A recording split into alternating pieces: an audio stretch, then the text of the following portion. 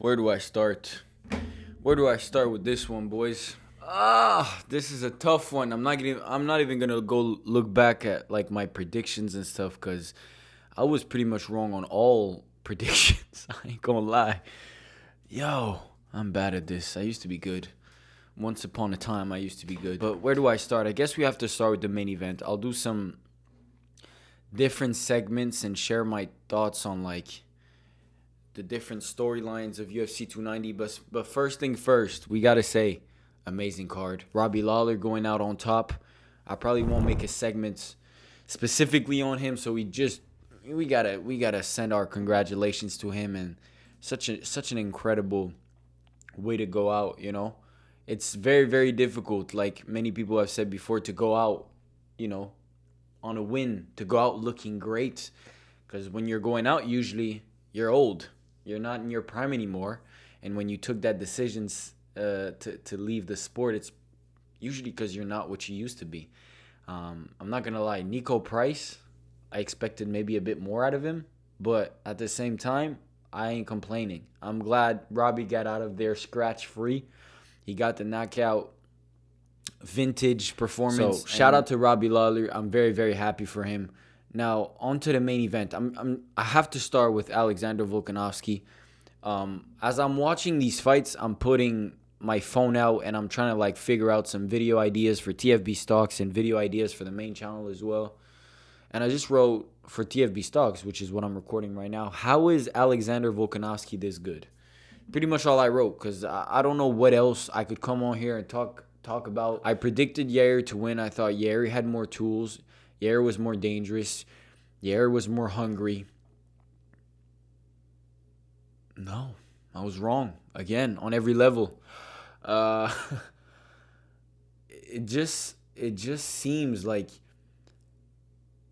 Alexander wants it more badly than everybody else, and like it's not even close. It's not even close how badly he wants this stuff. And I always say this, and I'll go back to the Robert Whittaker fight in another segment, but you see fighters that have stretches of great performances, but it's really difficult to be consistent with this greatness, and only the great can be this consistent. And I think this performance really just stamps his place as the best featherweight of all time, the greatest featherweight of all time, in my opinion, because the consistency now is becoming apparent. Like, he's beating everybody. He's making it look very easy. And he's on top of the featherweight, leaderboards by a mile.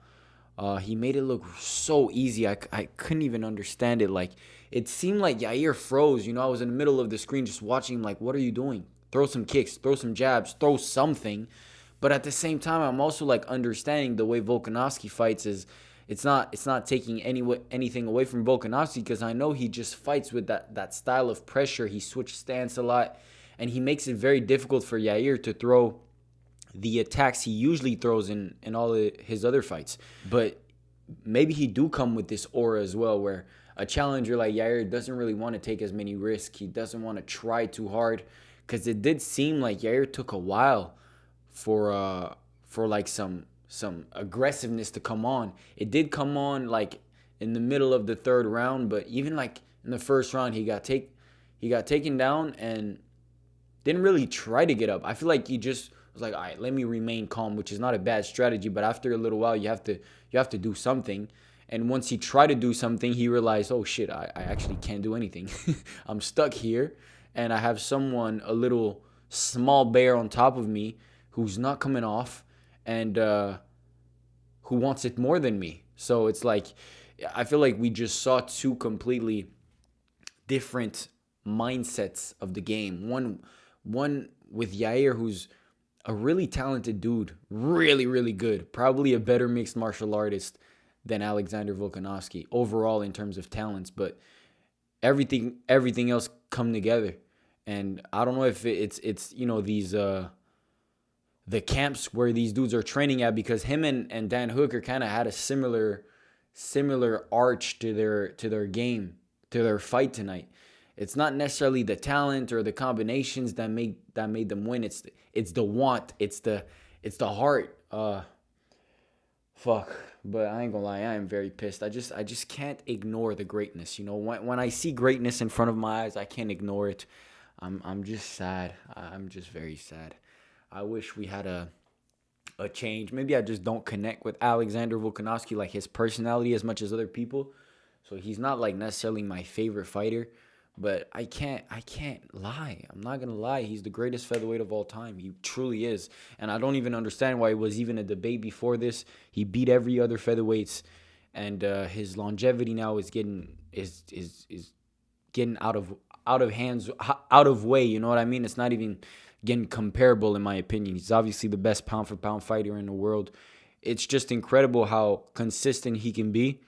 And I thought we would have seen a little less hunger in Volkanovski tonight. Just a little less.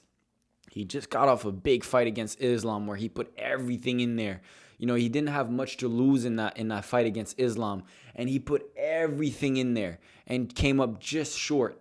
And now he was coming back to a weight class where he was defending his title. The pressure was back on his shoulder, right? He was supposed to win this fight. He was supposed to look good doing it.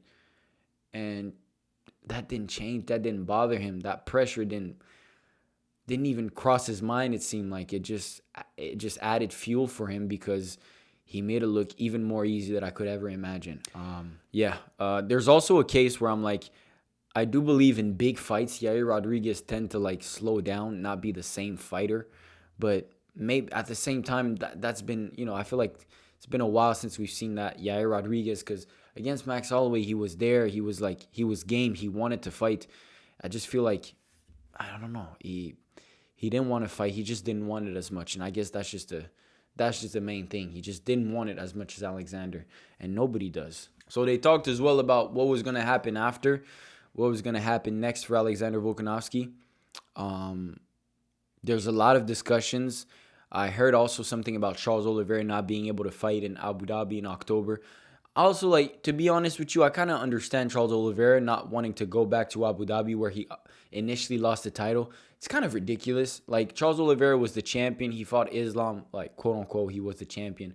And they made him go to fucking Abu Dhabi, which is Islam's backyard. And now they're trying to, I guess they proposed that fight against the Charles this year. And I just saw a quote today saying that Charles didn't want to fight in Abu Dhabi, or he wasn't ready for September, October, and wanted to fight later on in the year. So if Alexander Volkanovski takes that fight, it could make sense, to be honest. It could make sense that, I'm forgetting that there's a shoulder injury or a arm surgery to take care of. So I don't know how long that's gonna take to heal. But it would make sense for Islam and Alexander to run it back in Abu Dhabi, where Islam, is from, because Islam did go to Perth that first fight. So it would kind of make sense for them to for Islam to get in his backyard and try that fight again. I feel it might be the fight to make, but at the same time, I think Alexander Volkanovski will take a much longer break than he used to. He's been very, very active in the past few years. So, with the surgery thing, I'm probably sure he should take a little bit of time off, and he's probably going to come back and fight Topuria. And they're going to probably do Islam and Charles Oliveira later on in the year, probably, or something like that. I don't know. It was also just rumored that I saw, so maybe Charles will take that fight, but if I was Charles, I wouldn't.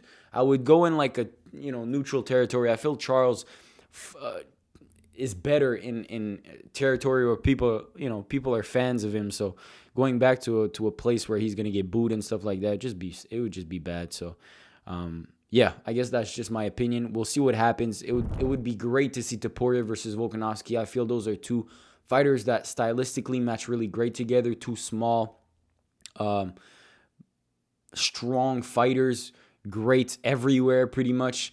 Topuria and Alexander Volkanovski, they have to remind you kind of one another. They're very similar in the way they fight, but we're gonna have to see. It's all about the hunger in at this level. It's not even about the talent, because we're seeing it now where talent, you might have more talent, but if you're not as hungry as the other guy, if you don't want it more than the other guy, it doesn't matter. At this stage, it's really about who wants it more. And Topuria seems like he wants it very, very badly. Very badly. So Topuria, Volkanovski, that would be an insane matchup. I would be extremely hyped to watch that fight. But like I said, we're just going to have to wait and see about that surgery stuff. Volkanovski, the best pound-for-pound fighter in the world, and it's going to be like that for a little while. Shout out to Volkanovski. Great-ass fighter. I can't say anything.